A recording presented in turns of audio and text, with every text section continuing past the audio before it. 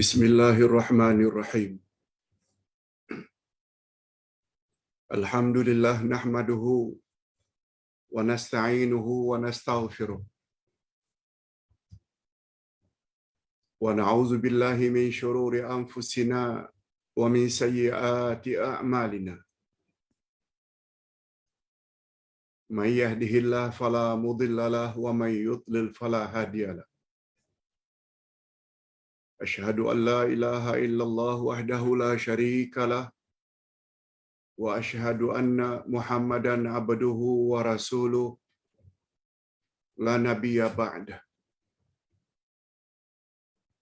Allahumma salli wa sallim ala nabiyyina Muhammad wa ala alihi wa sahbihi ajma'in, amma ba'd.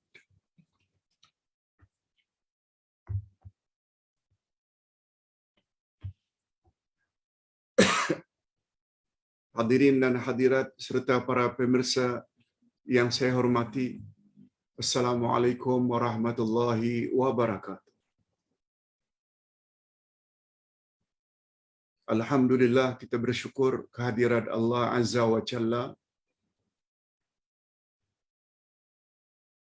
Sekali lagi kita diperkenankan atau mendapat taufik Allah untuk menambah ilmu.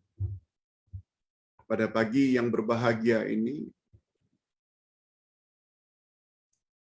untuk kesempurnaan agama Islam yang kita cintai, terutama sekali yang berkaitan dengan akidah. Apalagi subjek yang kita akan pelajari hari ini Al-Asma'ul Husna. Dan lebih-lebih lagi, topik khususnya tentang nama Allah At-Tawwab. Hadirin dan hadirat serta para pemirsa, At-Tawwab maknanya Allah yang Maha Penerima Taubat. Dan taubat pula adalah nikmat yang sangat tinggi nilainya.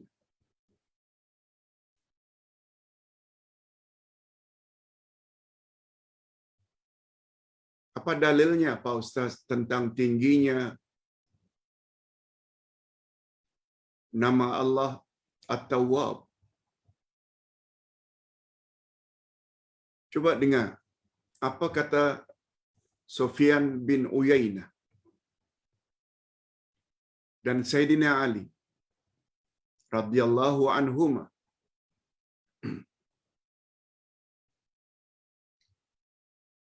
Uyainah dan Ali radhiyallahu anhuma pernah berkata, tidak ada nikmat yang paling tinggi setelah nikmat saya memeluk Islam. Tidak ada nikmat yang lebih tinggi setelah saya memeluk Islam kecuali adanya nikmat taubat.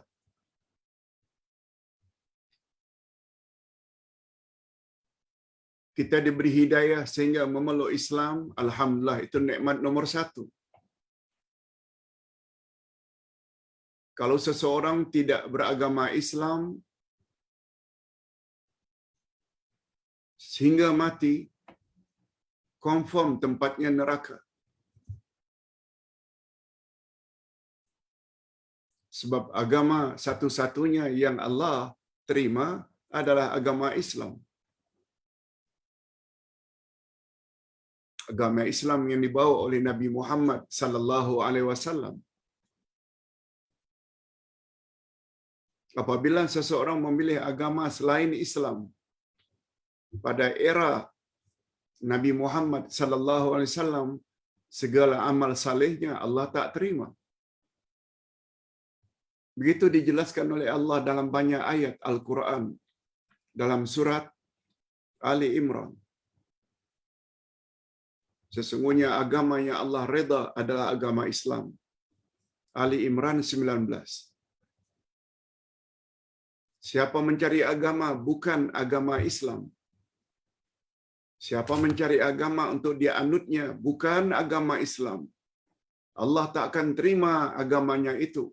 Dan di akhirat dia pasti termasuk orang-orang yang rugi.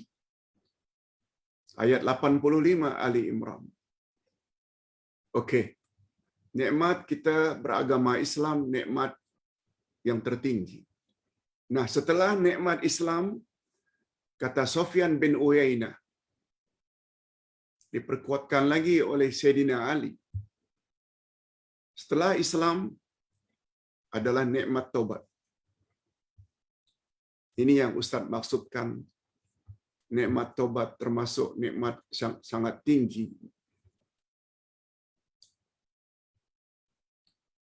Sebab semua manusia pernah buat dosa, kecuali para rasul. Pernah buat maksiat, tidak buat larangan Allah, langgar larangan Allah. Itu semua dosa. Tapi bila seseorang itu taubat, semuanya dihapuskan oleh Allah. Sehingga kata Nabi, orang yang bertobat seperti orang yang tidak ada dosa sama sekali. Bukankah itu nikmat? Okey. Cukup itu sebagai mukaddimah untuk membuat kita jadi fokus, konsentrasi mendengar topik ini.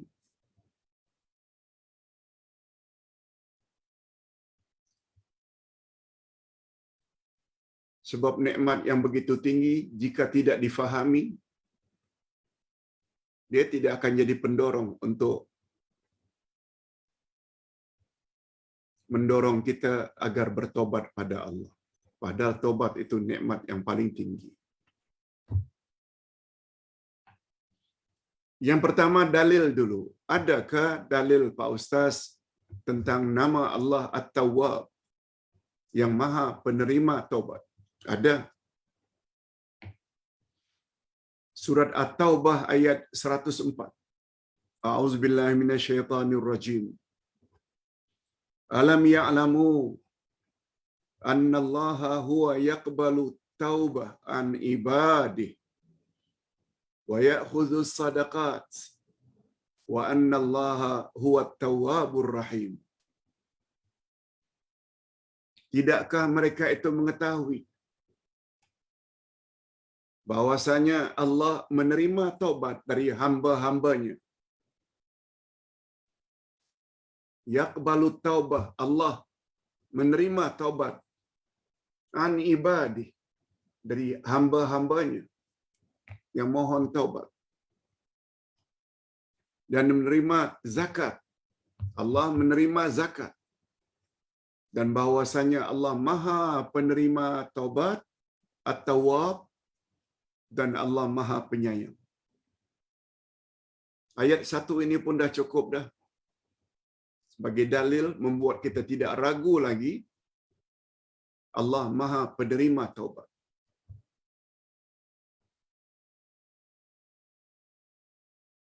Berikut ini doa Nabi Ibrahim, kita bawa sebagai dalil. Beliau juga pernah menyebut bahawa Allah itu At-Tawwab, Maha Penerima Taubat. Rabbana waj'alna muslimaini laka wa min zurriyyatina ummatan muslimatan lak wa arina manasikana wa tub alaina innaka antat tawwabur rahim.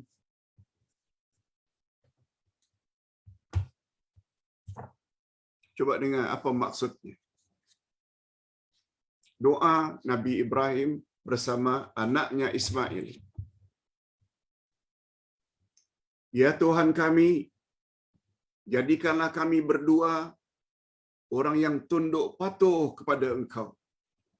Dan jadikanlah di antara anak cucu kami umat yang tunduk patuh kepada Engkau, dan tunjukkanlah kepada kami cara-cara dan tempat-tempat ibadat haji kami, manasik, tempat-tempat ibadat haji kami.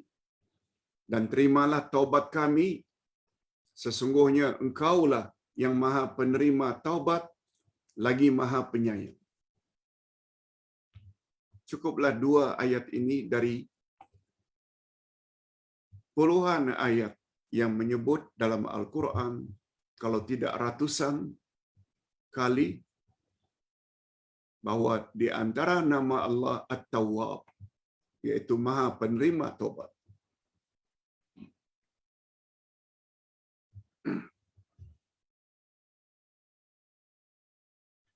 Nah, sekarang kita ingin tahu pula apa makna Allah penerima taubat. Allah penerima taubat bukan sekedar mengabulkan taubat seseorang. Nah, di sini perlunya ilmu. Kita baca sedikit. At-Tawwab, Maha Pemberi Taubat. Bentuk macam ini dipanggil dalam bahasa Arab sighatul mubalaghah. Format atau bentuk yang menyatakan bersangat-sangatan. Maksudnya Allah itu menerima taubat bersangat-sangatan. Tak kira berapa banyak dosa orang tersebut, walau sebanyak atau sepenuh antara langit dan bumi dosanya, walaupun dosa itu dilakukannya berkali-kali,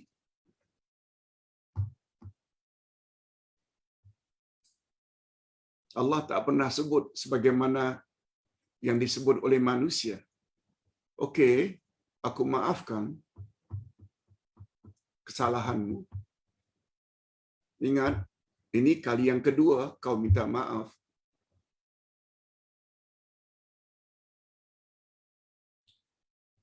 Bila kau buat salah lagi, berikutnya jangan harap aku akan beri kamu kemaafan. No way. Itu manusia. Kalau Allah tidak. Banyak macam mana pun, berulang kali macam mana pun, Allah tetap akan memberi taubat, memberi ampunan. Itu sebabnya Allah dipanggil dengan Tawwab. Berasal dari taba yatubu taibun atau taubatun. Taba itu madhi, past tense, yatubu itu mudhari, present tense, taubatan itu noun, isim, taib itu maknanya orang yang bertobat. Tapi bila taba yatubu, bukan hanya taib sebagai subjek, orang yang bertobat. Tapi Allah menamakan dirinya Tawwab, bersangat-sangatan dia dalam menerima taubat. Ustaz buat contoh, tabaha yatbahu. Tabaha memasak. Past tense. Yatbahu present tense. Dia sedang atau akan memasak. Kalau tabikh, orang yang memasak. Tapi kalau tabikh itu menjadi tabbakh, dia orang yang pakar dalam memasak.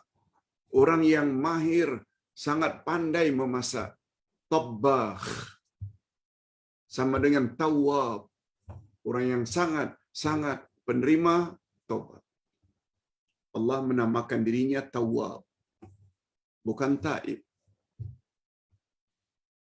Maksud At-Tawwab, Allah Maha Penerima taubat, Allah Maha Pemberi taubat.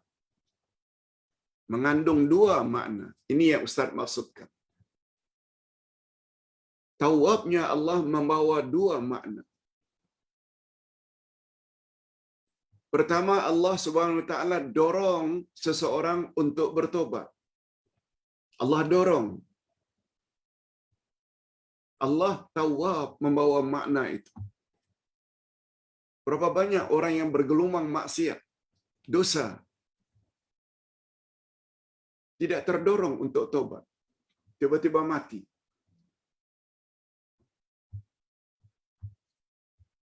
Bila mati, malah menjelang mati, pintu tobat ditutup. Allah tak terima lagi. Jadi kita yang didorong oleh Allah Subhanahu wa taala ingin bertobat, itu adalah anugerah ilahi. Ustaz baca. Makna pertama at-tawwab yaitu taufik Allah, restu Allah, dorongan Allah, izin Allah ke atas hamba-Nya sehingga tergerak hatinya untuk bertobat kepadanya dan kembali ke pangkuannya. Dengan kehendaknya dan taufiknya itu, lalu hambanya memenuhi syarat-syarat tobat dengan meninggalkan maksiat selama ini, berzina, minum arak, berjudi, ditinggalkan. Yang kedua, dia menyesali. Dan yang ketiga, dia berazam untuk tidak mengulanginya lagi dosa-dosa lama sambil menghias diri dengan amalan-amalan yang saleh. Bapak-bapak dan ibu-ibu serta para pemirsa, mudah-mudahan kita semua, ustaz dan bapak-bapak dan ibu-ibu serta para pemirsa mendapat nikmat ini.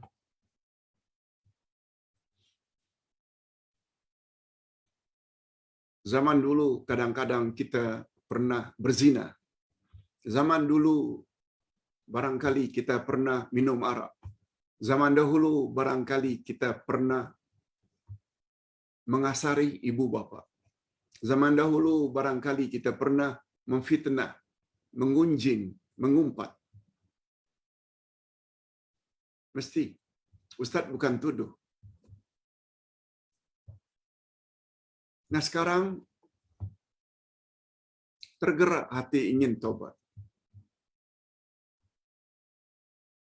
Kita tinggalkan zina, minum arak, judi, mengumpat, mendedahkan aurat. Kita tinggalkan. Yang kedua, menyesal karena dulu jahil. Yang ketiga, berazam untuk tidak mengulangi lagi. Itu salah satu daripada makna at-tawwab. Allah beri taufiknya. Allah beri dorongan. Betul tak? Tidak semua orang yang mendapat dorongan itu. Kawan-kawan kita dulu ketika umur 20-an, 30-an, sama-sama buat maksiat. Ada yang meninggal awal, tak sempat tobat. Ada yang masih hidup sampai sekarang, walaupun dan 60, 65, 70 tahun, tetap saja tidak mau tobat, buat perkara-perkara yang Allah larang. Kita tidak. Maknanya kita dapat taufik Allah yang dia tidak dapat.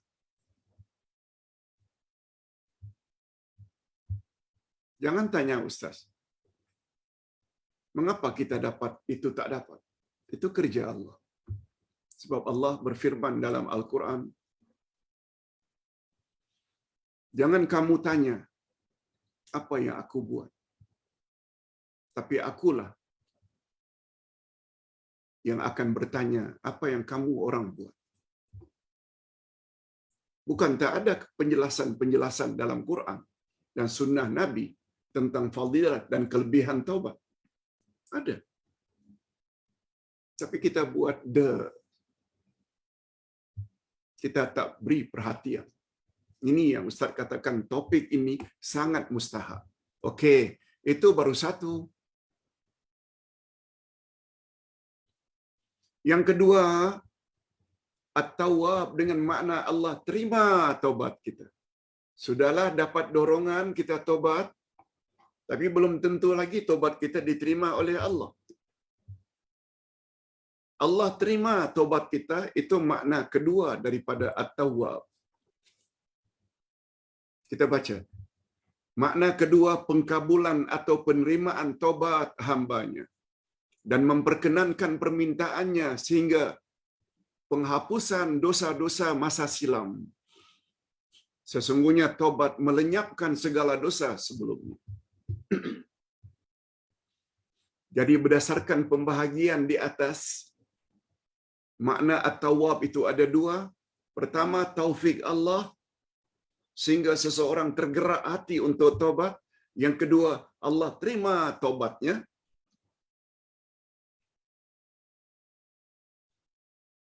Dengan itu semua nyatalah bahawa tobat Allah ke atas hambanya diawali dengan usaha untuk bertobat kepada Allah.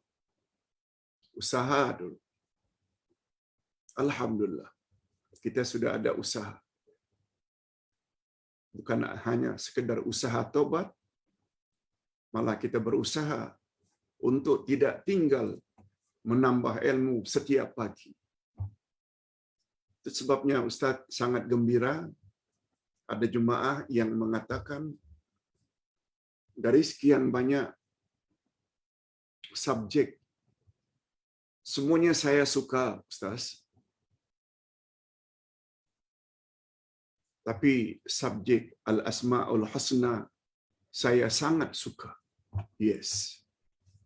Bagus.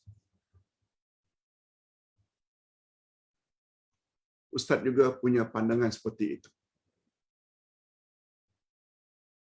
Itu sebabnya buku yang Ustaz tulis pada umumnya sekitar 300-400 muka surat, tapi Al-Asma'ul Husna sampai 900 muka surat. Karena Ustaz tahu betapa pentingnya kita mengetahui Al-Asma'ul Husna sesuai dengan kata-kata Sayyidina Ali, awwaluddin ma'rifatullah. Awal-awal agama mengenal Allah. Yes.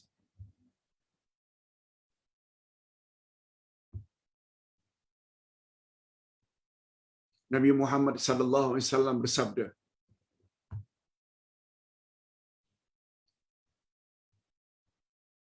kullu bani Adam khata' wa khairul khata'in at-tawwabun.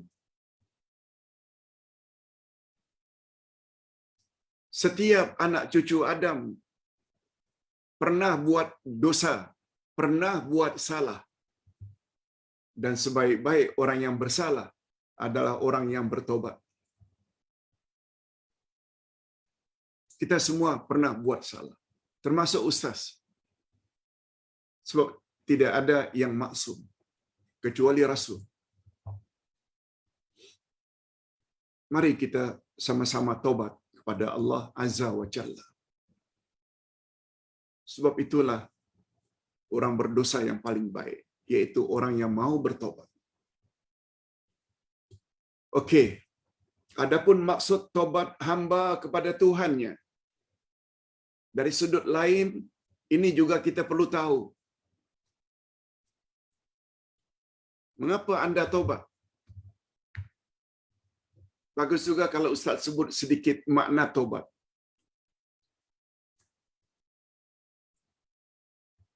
Makna tobat bukan minta ampun. Kan? Minta ampun itu istighfar.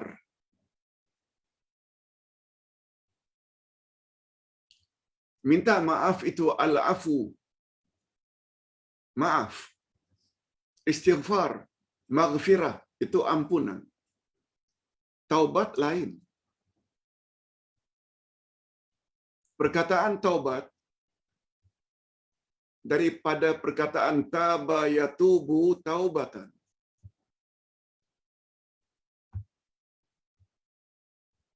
Dia sama dengan makna raja'a yarji'u ruju'an. Semua kita tahu makna rujuk, kembali.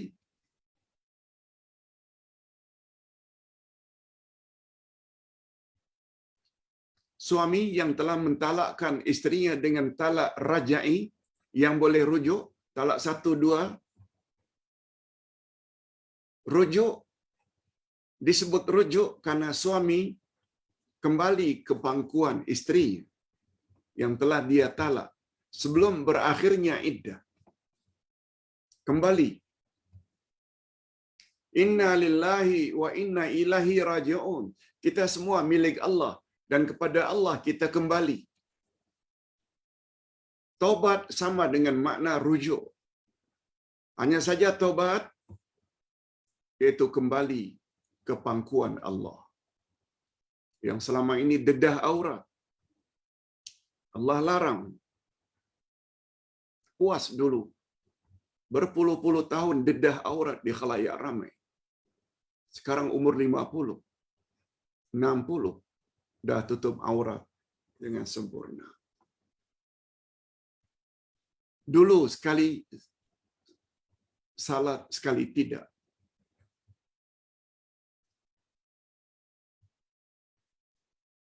Sekarang salat terus, bukan saja yang wajib, juga buat yang sunat, rawatib, duha, qabliyah, ba'diyah, tahajud, witir.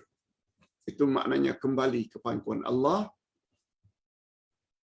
Lo berzina, berjudi, punya wanita simpanan.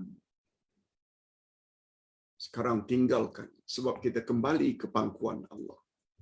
Sesuai dengan kehendak Allah. Itu makna taubat. Nah sekarang, kita ingin bahas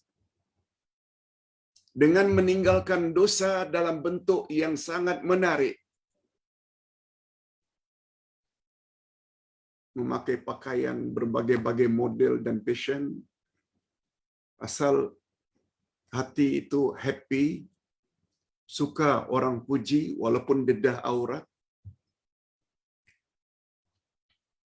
Dan ini adalah bentuk menyatakan keuzuran kepada Allah yang paling tepat. Menyatakan keuzuran kepada Allah bahwa kita telah buat salah. Sama ada suruhan Allah dibuat kurang sempurna, sama ada larangan Allah kita langgar, lalu kita nyatakan keuzuran kita kepada Allah. Nah, masalah keuzuran ini ada 3 jenis. Bapak-bapak dan ibu-ibu serta para pemirsa yang saya hormati,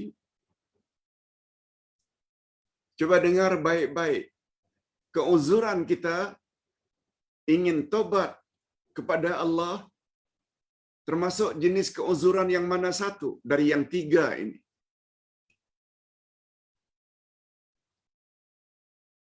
Yang pertama sekali, memohon keuzuran ada beberapa bentuk dan jenis.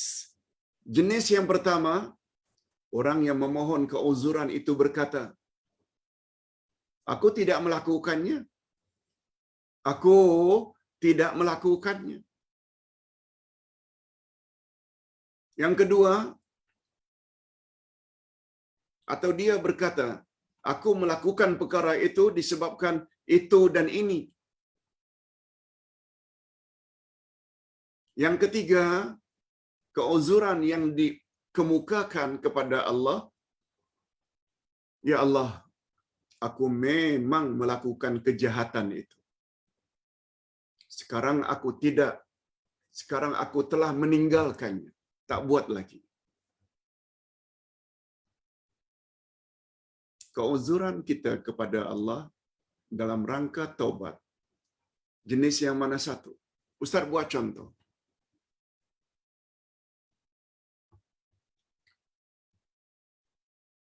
Bos kata, beri peringatan, mengapa kamu selalu terlambat datang ke pejabat?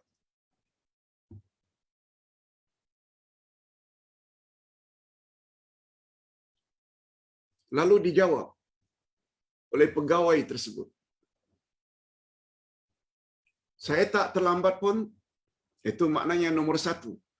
Dia menafikan kesalahan yang dia telah buat. Saya tidak melakukannya, saya tak terlambat. Satu. Yang kedua, dia mengaku, betul saya terlambat. Tapi anak saya sakit, jalan jam.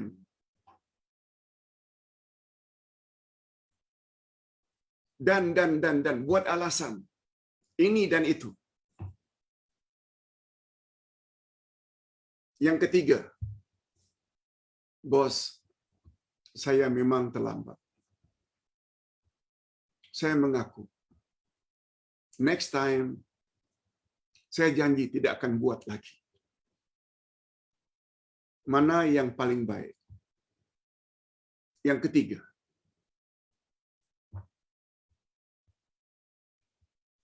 Allah Subhanahu wa taala tanya manusia, mengapa kamu berzina?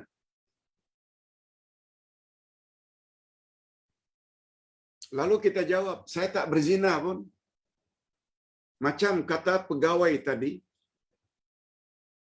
saya tak datang lambat pun. Lalu bos sodorkan, ini punch card.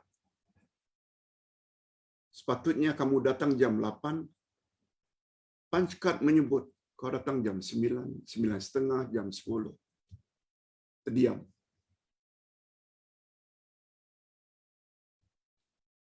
Mengapa kamu berzina? Yang kedua, buat alasan. Karena orang itu, wanita itu rayu saya.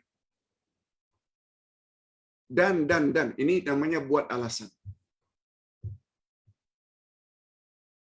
Yang ketiga, mengapa kamu berzina? Dia jawab, memang saya berzina, ya Allah. Memang saya mengakui. Tapi saya berjanji, saya tidak akan ulang lagi. Next time. Buat alasan atau keuzuran yang ketiga ini, itu yang betul. Ya Allah, memang betul dulu saya dedah aurat, tak tutup aurat ketika umur 20, 25. Mengaku saja. Yang jelas sekarang ni tobat. Janji tidak akan ulang lagi. Yes, itu maksudnya. Di sini perlunya kita belajar. Dan belajar yang paling baik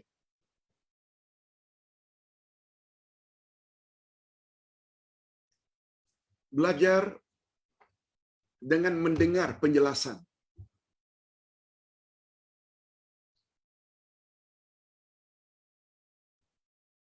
Apalagi penjelasan itu dari orang yang menulisnya.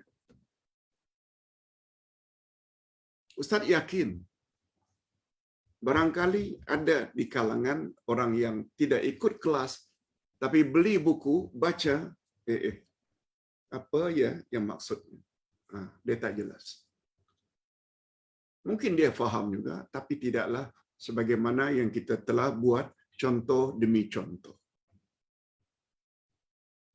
Jadi at-taib, pelaku tobat, dikatakan kepada yang memohon tobat dan yang menerima tobat. Jadi at-taib, tadi Ustaz dah sebut bentuk subjek orang yang melakukan tobat, dia boleh dua.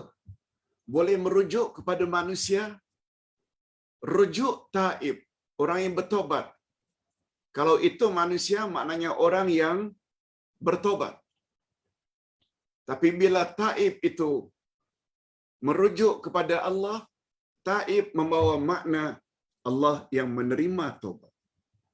Manusia memohon tobat, Allah menerima tobat. Dua-duanya sama.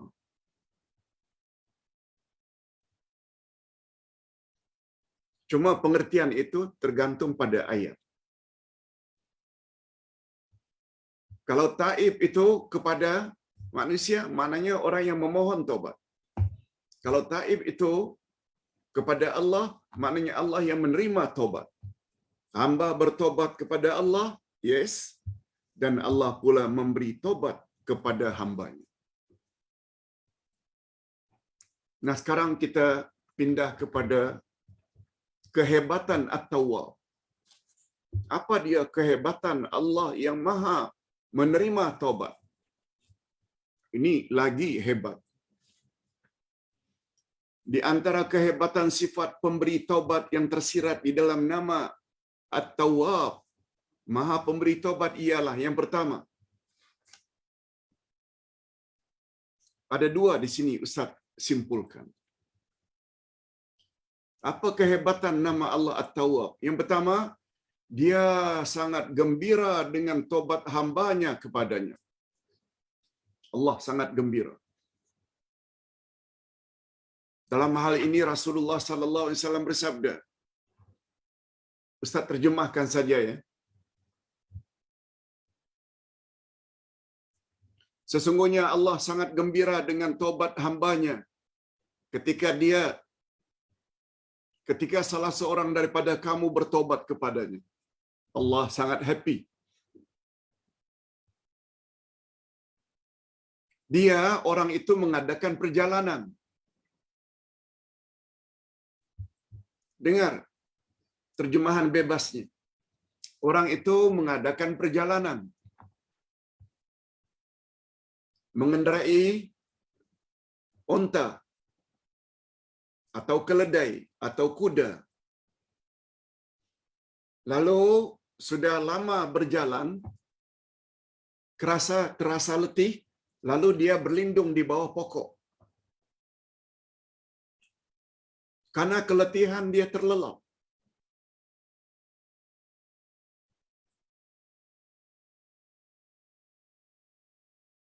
Tiba-tiba kenderaannya, onta, keledai ke atau kuda, yang di atas onta tadi, dia punya perbekalan.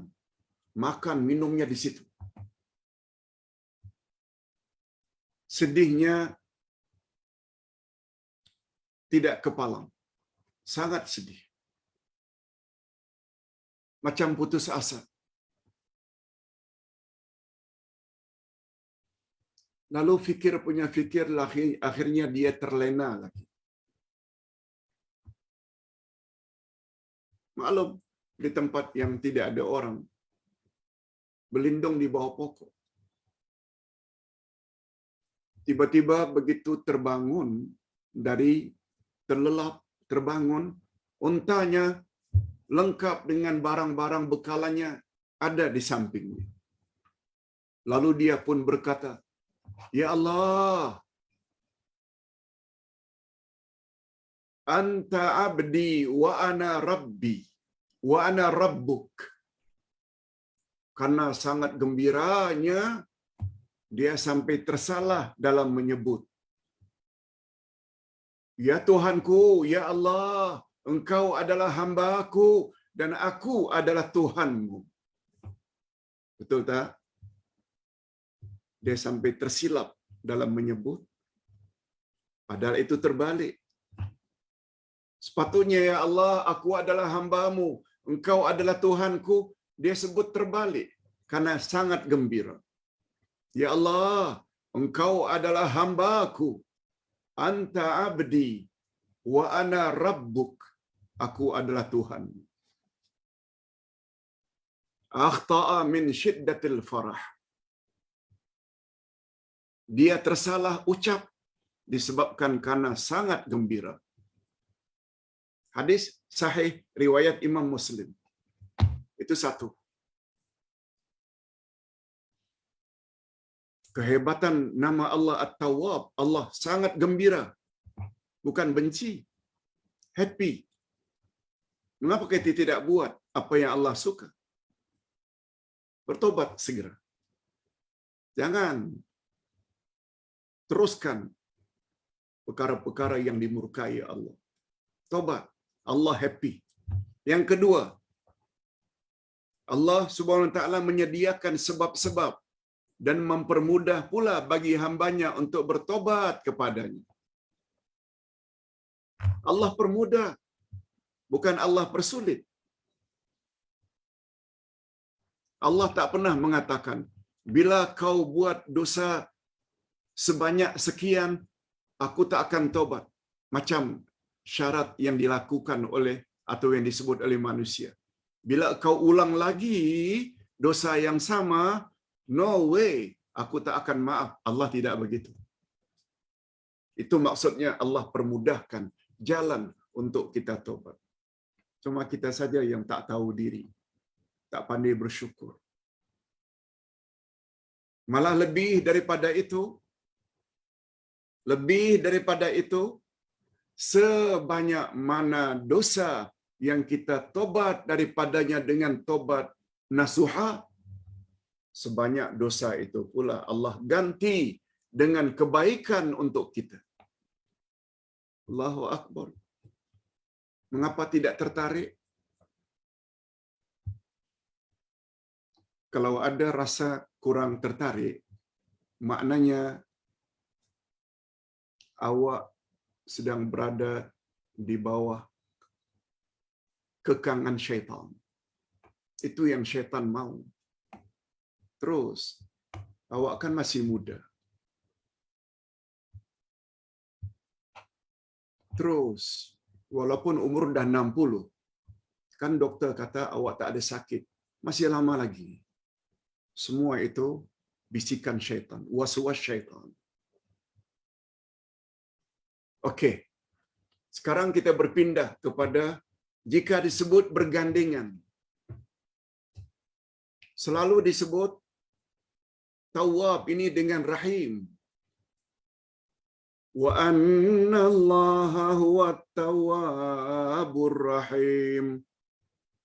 Sesungguhnya Allah, dialah yang Maha penerima tobat dan Maha penyayang. Bukan macam kita. Ada orang salah, memang nampaknya kita beri maaf, tapi dalam hati pendendam. Dendam. Di mulut saja. Okey, aku maafkan.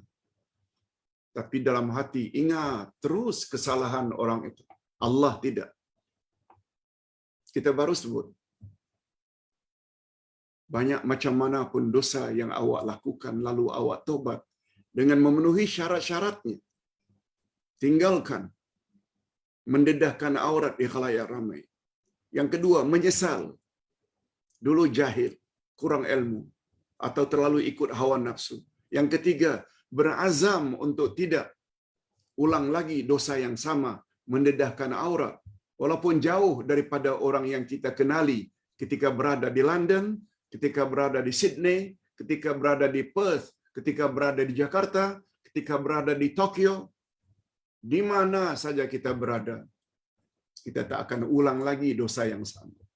Yes.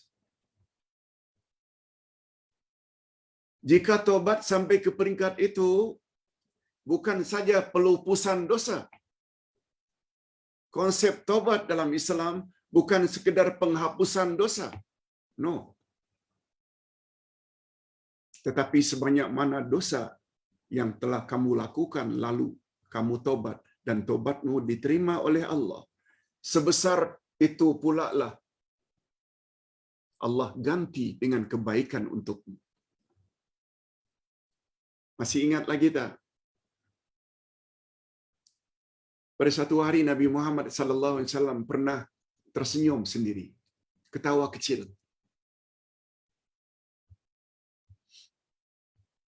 Lalu Nabi bertanya, "Kamu tak mau tanya aku ke?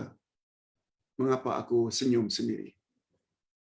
Lalu sahabat pun bertanya, "Iya, ya Rasulullah, mengapa ya Tuhan tiba-tiba saja tersenyum?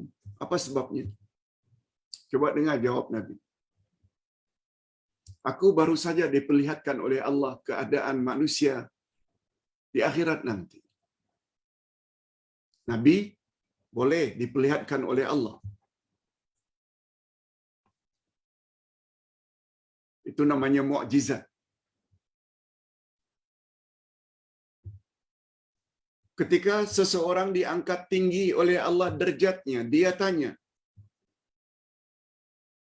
Rabbi, oh Tuhan, mengapa engkau angkat setinggi ini derajatku, padahal dulu aku banyak buat dosa? Dia tanya.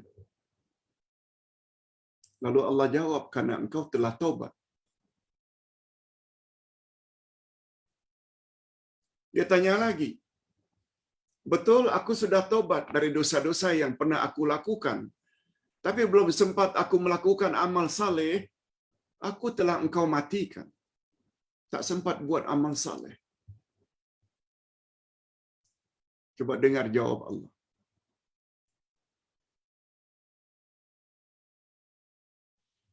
Betul, engkau tidak sempat buat amal saleh setelah kau taubat. Tetapi, begitu kau taubat, sebanyak mana dosa yang pernah kau lakukan dulu, aku telah ganti menjadi amal baik, amal saleh untukmu. Itu sebabnya kedudukan engkau aku tinggikan. Coba dengar apa jawab orang tersebut. Jawaban orang tersebut inilah membuat Nabi tersenyum. Orang tersebut menjawab, Ya Allah, sayang betul mengapa aku tidak buat dosa banyak-banyak dulu.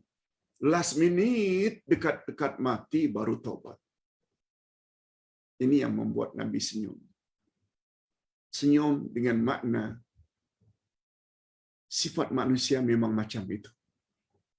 Degilnya na'udzubillah. Padahal dia tahu kematian boleh datang anytime. Padahal dia tahu bahwa pintu taubat tutup bila dah nazar.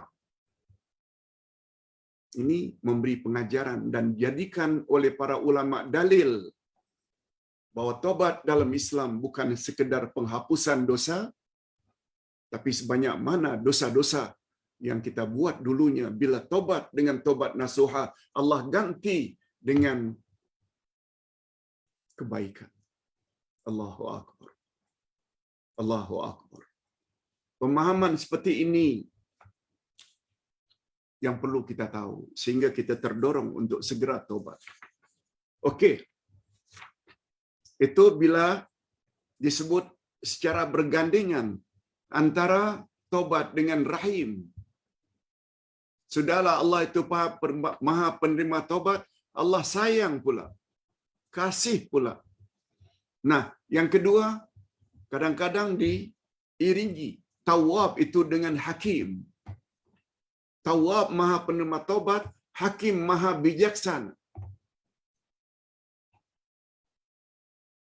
Gandengan antara dua nama ini juga mengandung beberapa makna kesempurnaan. Boleh kita baca.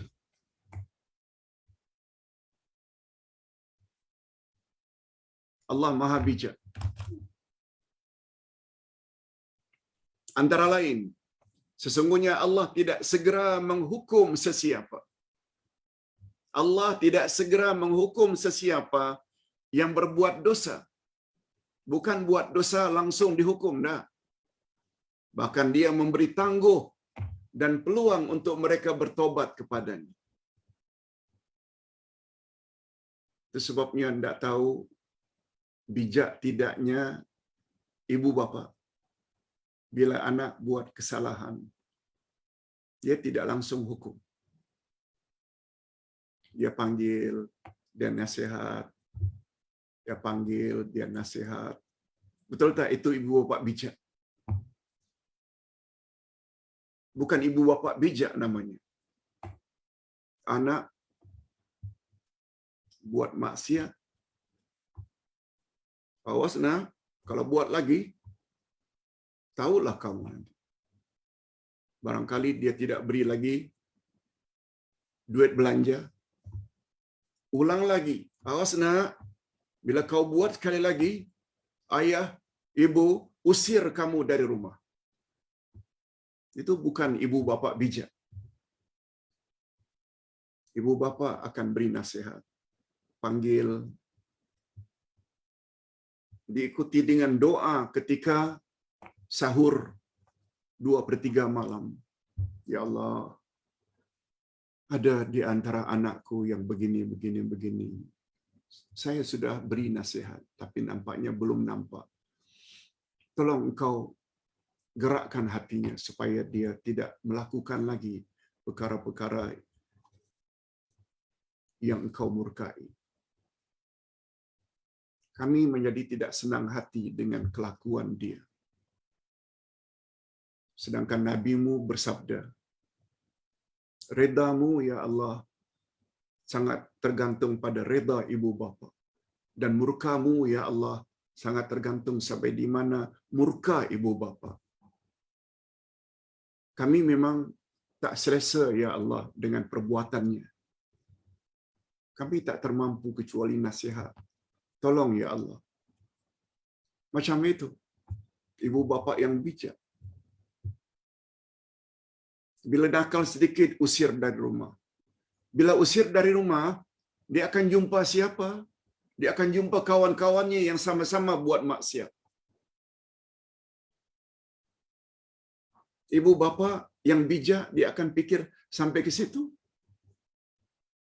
Tak henti-henti berdoa. Yang kedua, Allah tidak akan mendedahkan dosa-dosa orang yang melakukannya. Jangan kita ceritakan pada semua orang. Oh, anak saya begini, buat jahat begini. Nah, itu bukan ibu bapa yang bijak. Jangan sebut. Allah bijak, Allah tak sebut. Yang ketiga, Allah telah menetapkan hukum hudud dan beberapa bentuk kafarat yang berguna sebagai penghapusan dosa. Itu juga bijak. Bila kamu yang sudah membunuh, lalu kamu dibunuh di dunia, insya-Allah kamu tidak lagi dibebankan dengan dosa di akhirat. Sebab di dunia kamu sudah. Atau kafarat, yaitu denda.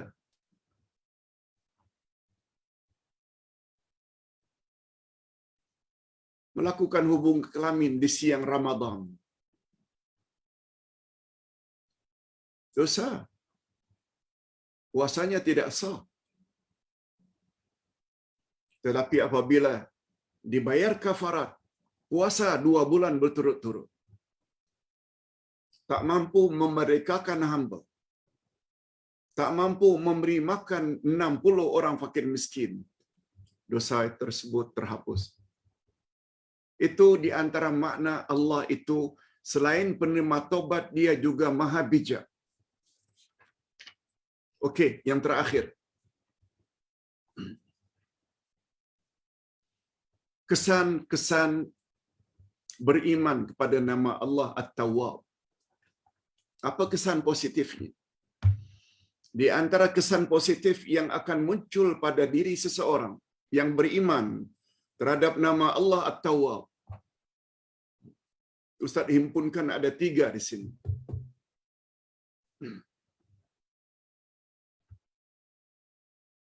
Dengar baik-baik. Setelah 55 minit Ustaz bercakap tentang nama Allah At-Tawwab, ada kesan tak pada diri anda? Ingin tahu ada kesan atau tidak? Sesuaikan diri anda dengan 3 perkara. Pertama, orang yang mengetahui Allah itu punya nama At-Tawwab, dia akan menjadi insan yang sangat kasih kepada Allah. Anak akan kasih tak pada ibu bapa yang pemaaf? Yang suka memberi nasihat? Yang selalu memberi peluang? Tidak langsung anak itu dihukum, tapi diberi nasihat. Lebih-lebih Allah Subhanahu wa taala. Ibu bapa kadang-kadang ada juga limitnya. Sebab dia manusia biasa.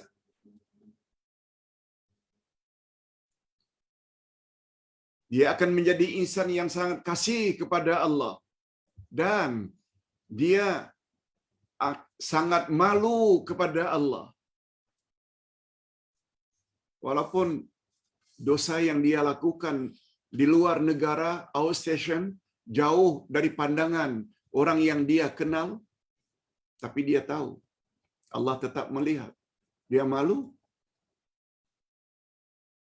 Dia juga akan senantiasa mengagungkan Allah dan selanjutnya mendorong dirinya untuk segera tobat dengan tobat nasuha setiap kali dosa yang dia lakukan.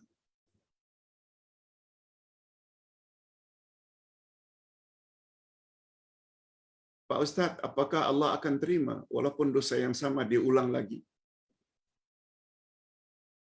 Jawaban Ustaz, Allah tetap terima. Sebab Allah tidak pernah kata, lain kali kalau kau buat lagi, aku tak akan terima taubatmu. No. Dengan kata lain, coba dengar baik-baik. Pendorong kita buat maksiat, siapa? Kalau tidak nafsu, syaitan. Syaitan gunakan nafsu kita untuk mendorong kita untuk buat maksiat. Sama ada langgar larangan Allah atau tidak buat suruhan Allah. Suara siapa? Syaitan. Digunakannya nafsu.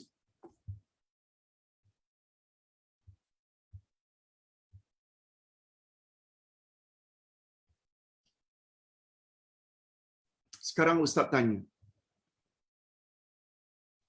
Setelah kita tobat, minta ampun pada Allah.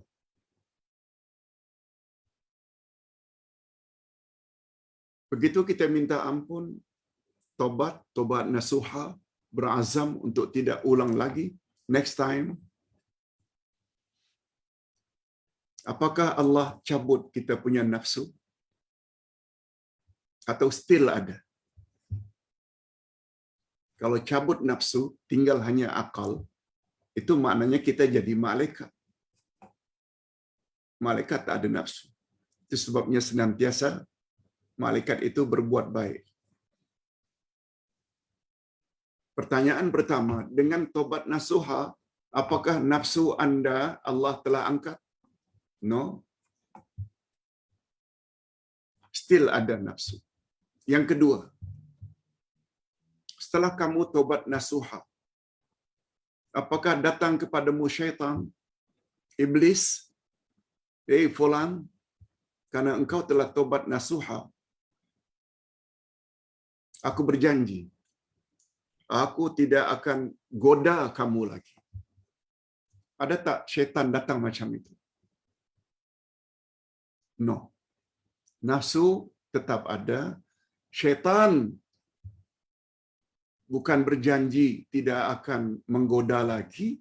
Malah kata para ulama, makin kuat pegangan agama seseorang, makin kuat godaan syaitan agar orang itu menyeleweng. Itu penyelesaian. Impossible.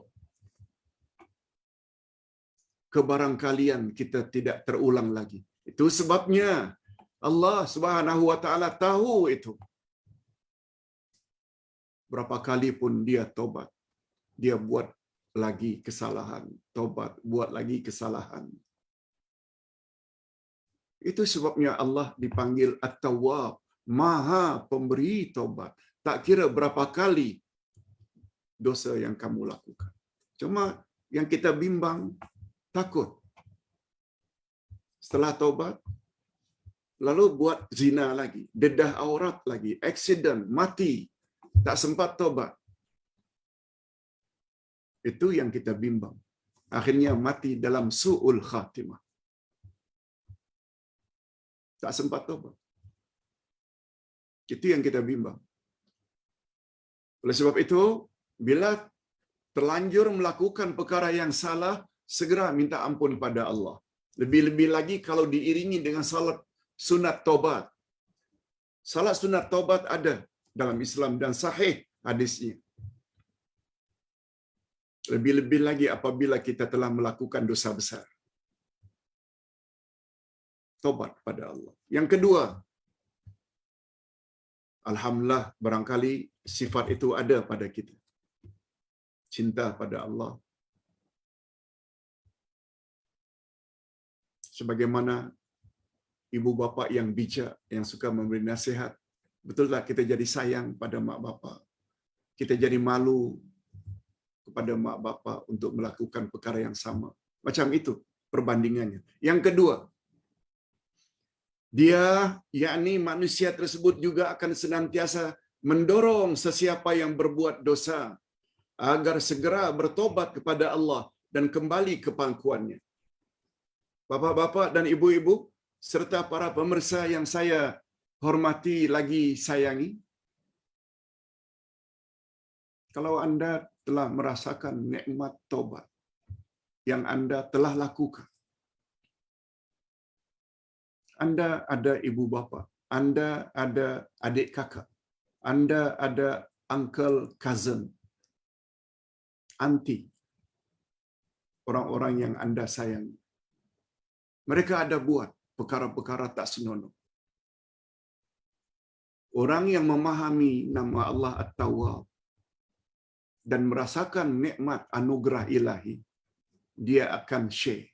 Dia juga akan share dengan orang-orang lain. Sebagaimana yang dia telah lakukan, tobat nasuha, dia juga ingin orang lain juga tobat nasuha. Jangan lupa, ceramah ini, YouTube nanti, share pada grup. Tak kisah apa komen mereka. Paling-paling mereka akan tuduh Ustaz. Ustaz ini itulah. Ustaz tak jadi masalah. Betul tak yang mustahak reda Allah, bukan reda manusia? Nabi Muhammad lagi kekasih Allah. Beliau juga dituduh penyair gila. Beliau juga dituduh tukang sihir. Beliau juga dituduh pembawa ajaran songsam.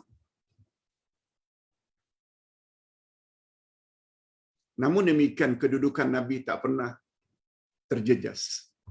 Sebab yang beliau harap adalah redha Allah.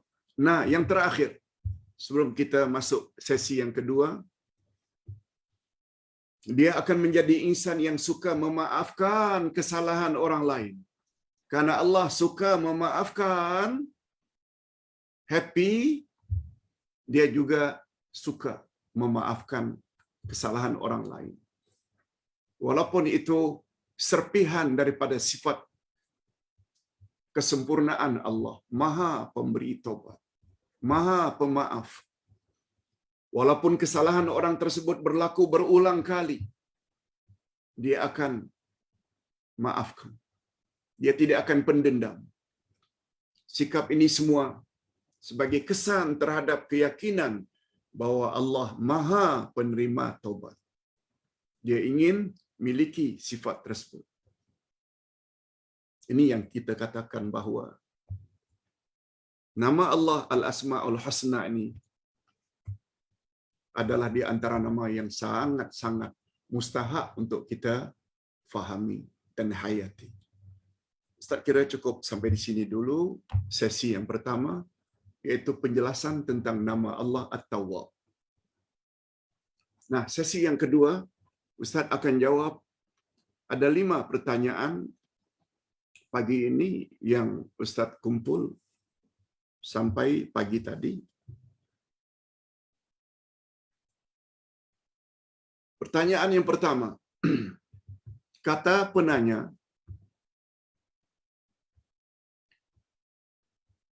saya dalam dilema, Pak Ustaz, serba salah. Mana satu kehendak yang saya perlu beri priority, yang perlu saya beri keutamaan? Yang pertama, ibu kandung saya. Ini sempena Hari Raya Haji. Ibu kandung saya menginginkan supaya saya salat Hari Raya bersamanya di tempatnya, mungkin di kampungnya.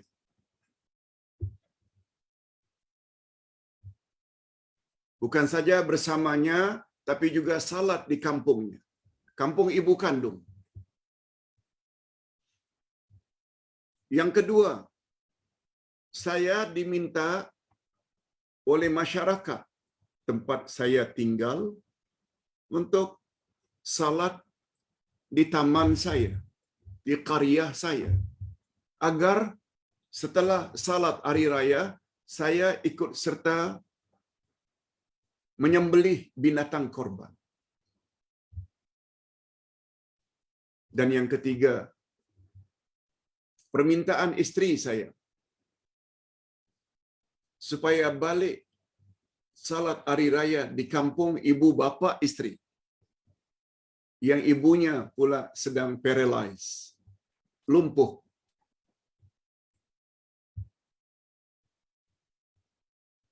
Ustaz minta izin kepada penanya, boleh tak Ustaz jawab nanti pada akhir kuliah duha, supaya dapat manfaat orang ramai. Silakan Pak Ustaz, itu lagi baik. Okey, terima kasih. Ustaz kira ada di antara pendengar yang mempunyai problem atau dilema yang sama. Ini jawaban Ustaz. Hadirin dan hadirat serta para pemirsa yang saya hormati. Di dalam Islam ada satu istilah yang dipanggil dengan aulawiyat. Aulawiyat, mana yang kita perlu utamakan. Yang wajib lebih utama daripada yang sunat. Fardu ain lebih utama dari fardu kifayah. Sebagai contoh,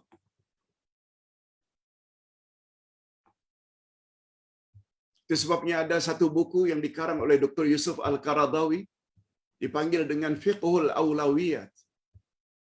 Fiqh keutamaan.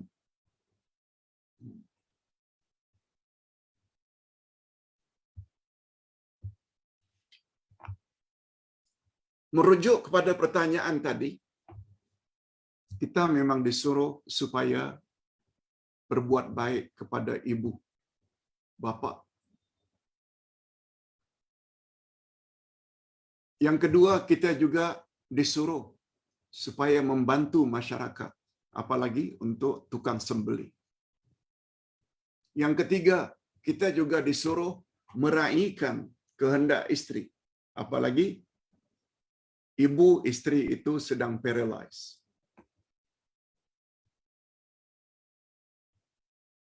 Jawaban Ustaz, ketiga-tiga itu adalah bagus diraihkan. Semuanya baik belaka. Mengikuti kehendak isteri, baik. Apalagi ibunya paralyzed. Mengendaki atau memenuhi kehendak masyarakat juga baik, supaya dapat ikut melapah binatang-binatang korban, baik. Yang ketiga, memenuhi kehendak ibu juga baik. Cuma bila kita dalam dilema, kita disuruh supaya mengambil mana yang lebih utama. Bagi Ustaz, memenuhi kehendak ibu adalah lebih utama. Tapi Ustaz, macam mana dengan isteri? Mak mertua. Tapi macam mana Pak Ustaz dengan tugas menyembelih? Memenuhi kehendak orang kampung atau orang setaman, sekarya. Betul. Awal-awal lagi Ustaz dah katakan, semuanya baik belaka dipenuhi. Cuma untuk memenuhi secara serentak, sukar. Oleh sebab itu, dari semua itu, prioritinya adalah penuhi kehendak ibu. Apalagi ibu sudah tua. Ibu kandung maksudnya. Rasulullah sallallahu alaihi wasallam pernah ditanya, "Ya Rasulullah, siapakah orang yang perlu saya buat baik?" Nabi jawab, "Ummak, your mother." Ditanya lagi, siapa lagi? Your mother. Sekali lagi. Ditanya, siapa lagi? Your mother. 3 kali. Baru yang keempat, your father. Abaka. Apa makna ini? Kedudukan ibu kandung sangat tinggi.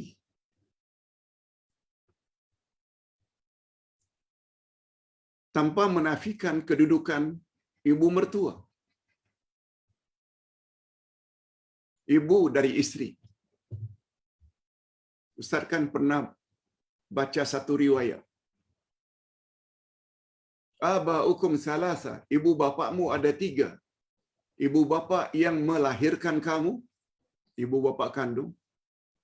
Wa abuka allazi zawwajaka ibnatah.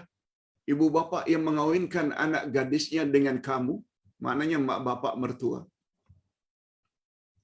Dan yang ketiga, abuka allazi 'allamaka. Ibu bapa yang mengajar kamu ilmu. Ibu bapa guru kita. Ustaz kita yang membimbing kita. Wa huwa afdaluhum. Dan yang terakhir itu sangat istimewa. Jadi ringkasnya, andai kata kita boleh combine salat di rumah mak kandung,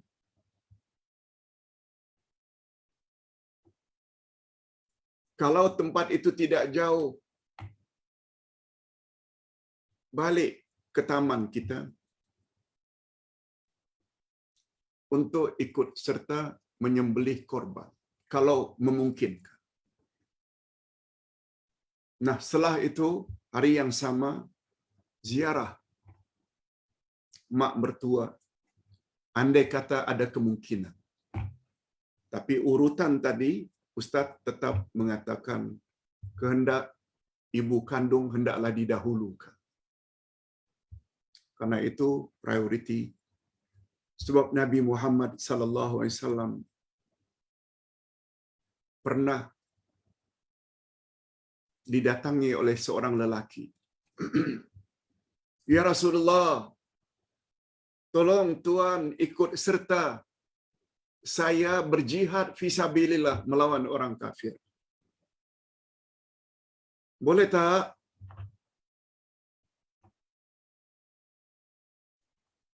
Kata Nabi, boleh. Tapi Nabi tanya, kamu masih ada ibu tak? Ada, ya Rasulullah. Dia sudah usia lanjut. Kata Nabi, pulang kamu, jaga ibumu itu. Daripada jihad pun, Nabi suruh utamakan ibu. Cukuplah dalil-dalil itu sebagai hujjah Ustaz. Mengapa Ustaz berpendapat begitu? Wallahu a'lam. Yang kedua, Pak Ustaz, daging korban perlu diagihkan secara mentah. Betul. Itu bezanya korban dengan akikah. Akikah hendaklah dimasak, diajak orang ramai makan. Korban tidak. Dibagi mentah-mentah. Bagaimana cara yang betul tentang agihan daging korban, Pak Ustaz? Ada Ustaz kata mesti bagi untuk fakir miskin.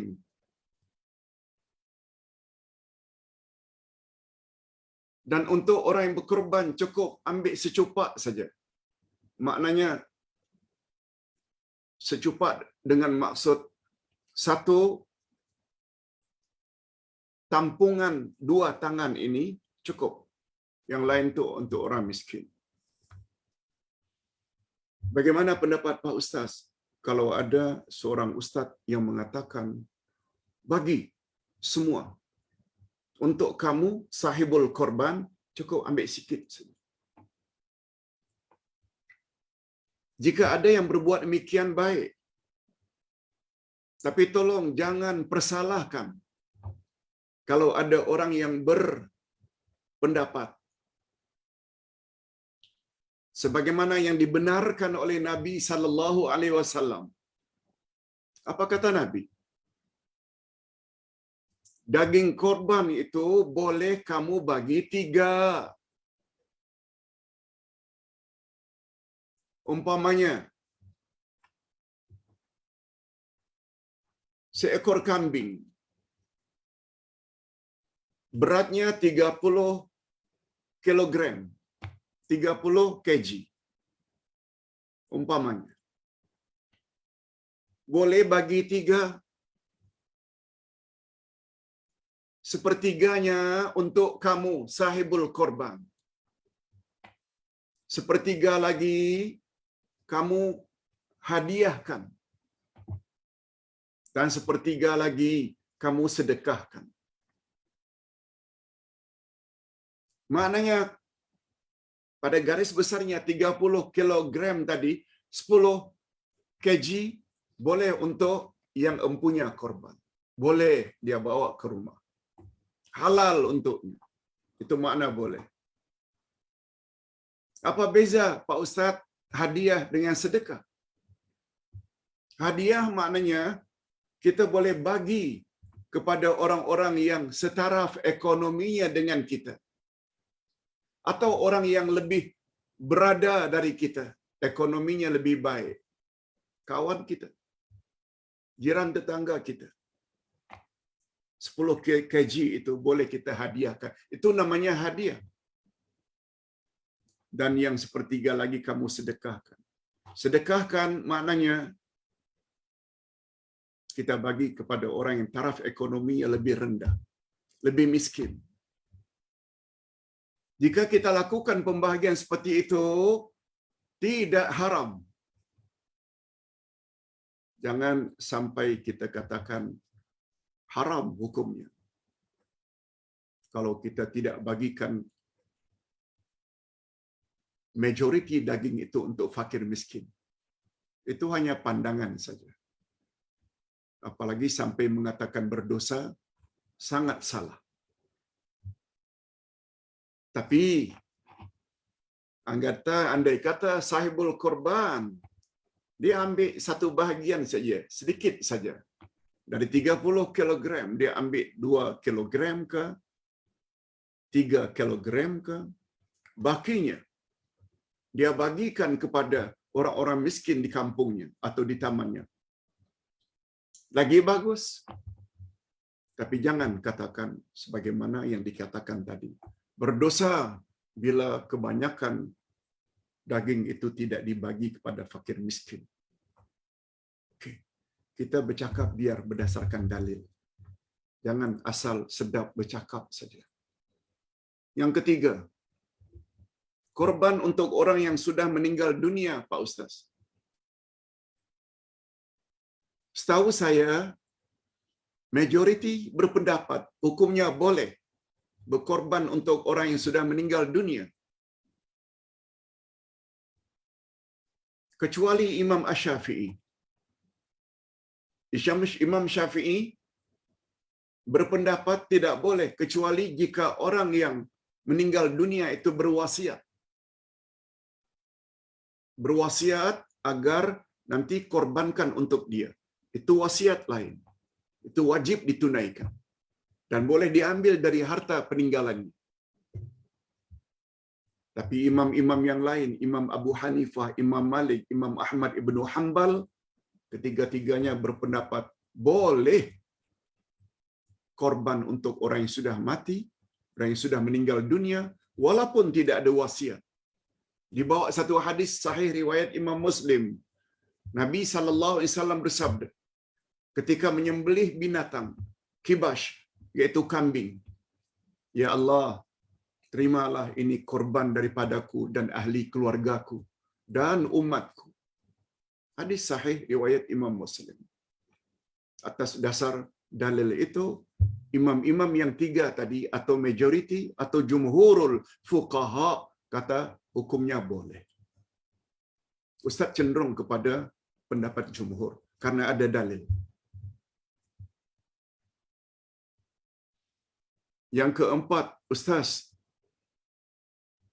apabila kamu akan membaca Al-Quran, kamu hendaklah awali bacaan Quranmu itu setiap hari dengan ayat yang ke-9 dari surat Al-Hujr atau Al-Hijr yang berbunyi, A'udzubillahi minasyaitonirrajim. Inna nahnu nazzalna dzikra wa inna lahu lahafizun. Bila itu ayat kamu awali sebelum membaca ayat-ayat Quran, bila ternyata bacaanmu tersalah, malaikat akan memperbetulkannya. Pertanyaan ini pernah Ustaz jawab beberapa bulan yang lalu, berkali-kali ditanya.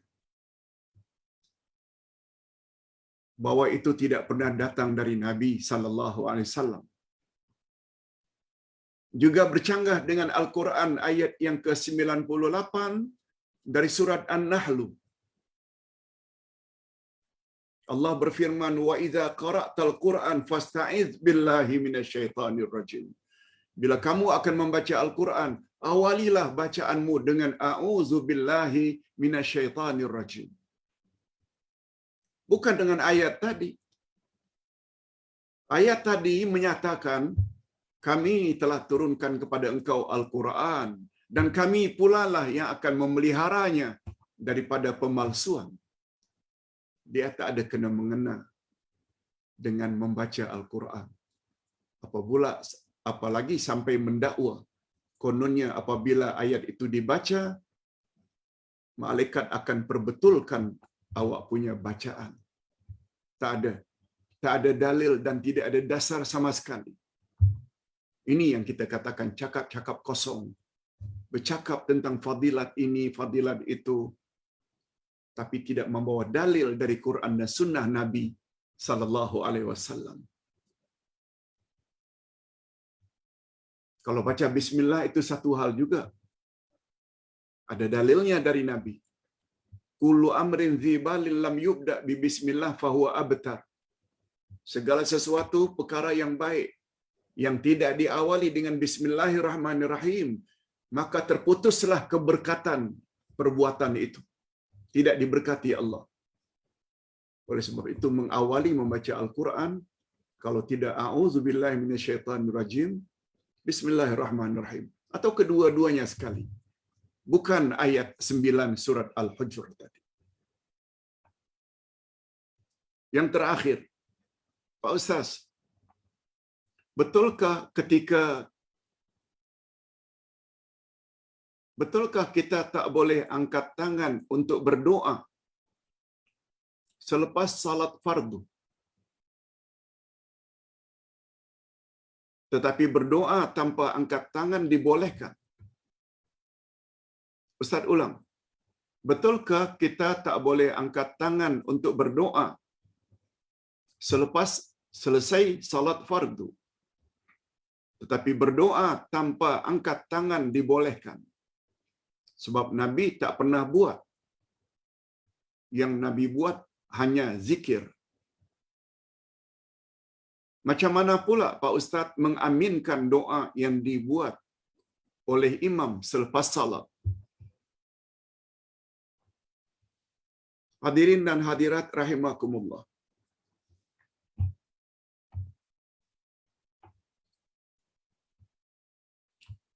Berdoa sambil mengangkat tangan dibolehkan. Tak ada larangan.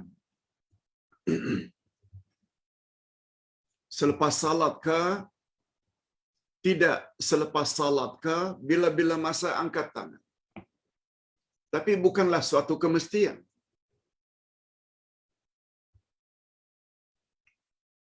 Cuma Nabi ada sebut memang, bila khatib yang habis membaca khutbah mengakhirinya dengan doa,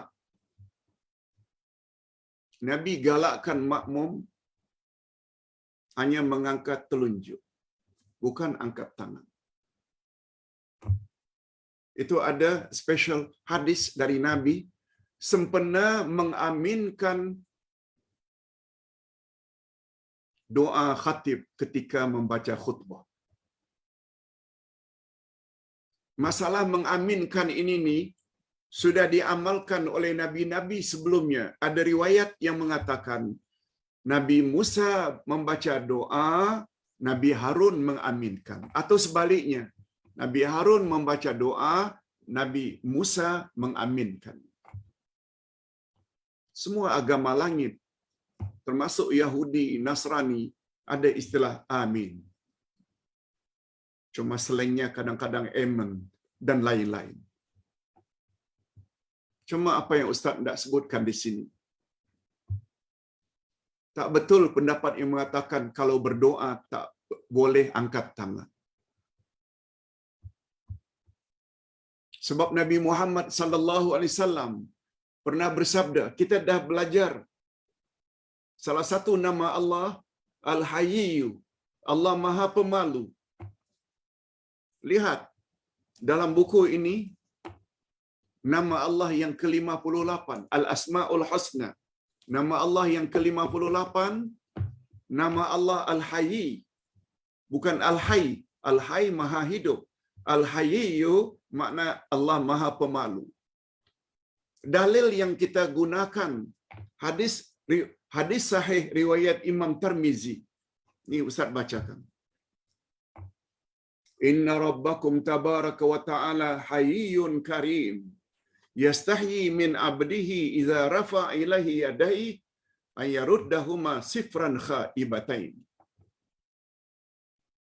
Coba dengar baik-baik. Sesungguhnya Tuhan kamu Allah yang maha suci lagi maha tinggi, dia maha malu, sangat malu, lagi sangat mulia. Dia merasa malu daripada hamba-hambanya apabila hamba-hambanya mengangkat kedua tangannya ketika berdoa, lalu dia hampakan atau kecewakan hambanya yang berdoa itu. Orang apabila berdoa angkat tangan, mohon. Allah Azza wa Jalla yang Maha Pemalu, malu untuk tidak terima doa itu. Apa maknanya ini? Bukanlah salah satu daripada adab berdoa angkat tangan? Bukankah adab itu adalah sesuatu perbuatan yang paling baik? Walaupun Ustaz tahu tidak semua keadaan berdoa mesti angkat tangan. Kita berdoa dalam sujud macam mana angkat tangan? Kita berdoa sebelum salam, setelah tahiyat akhir macam mana dah angkat tangan? Kita nak masuk tandas doa juga. Allahumma inni a'udzubika minal khubuthi wal khaba'ith. Tak pernah kita angkat tangan. Tapi sampai mengatakan tak boleh angkat tangan, salah. Boleh. Sesekali angkat tangan, sesekali tidak angkat tangan adalah dibolehkan. Wallahu a'lam.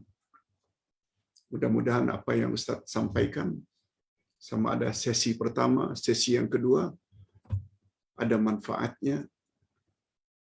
Dan terakhir kita akhiri dengan doa. Alhamdulillahirabbil alamin. Wassalatu wassalamu ala asyrafil anbiya'i wal mursalin wa ala alihi wa sahbihi ajma'in. Rabbana ighfir lana dzunubana wa liwalidina warhamhum kama rabbawna shighara.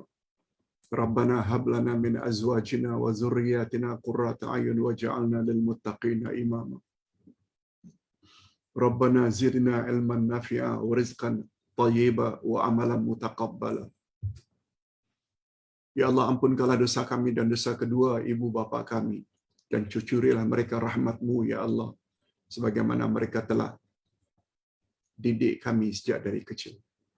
Ya Allah, berilah kami pasangan hidup dan zuriat keturunan yang menyedapkan pandangan mata dan hati kami, dan jadikanlah kami pemimpin bagi orang-orang yang bertakwa. Ya Allah, tambahlah kami ilmu-ilmu yang bermanfaat, lebih-lebih lagi nama-nama Engkau Al-Asma'ul Husna, ilmu tafsir, ilmu akidah, ilmu hadis, ilmu fiqh, ilmu akhlak. Dan berilah kami rezeki yang baik, halal dan diberkati, dan terimalah semua amal saleh kami. Allahumma hasibna hisaban yasira. Ya Allah, hisablah kami dengan hisab yang ringan. Allahumma anta rabbuna farzuqna al-istiqamah. Ya Allah, Engkau adalah Tuhan kami. Oleh sebab itu berilah kami sifat istiqamah, senantiasa konsisten di atas kebenaran. Wa sallallahu ala nabiyyina Muhammad wa ala alihi wa sahbihi ajma'in. Subhana rabbika rabbil izzati amma yasifun. Wa salamun alal mursalin. Walhamdulillah rabbil alamin. Subhanakallahumma wa bihamdik. Asyhadu an la ilaha illa anta astaghfiruka wa atubu ilaik. Assalamualaikum warahmatullahi wabarakatuh.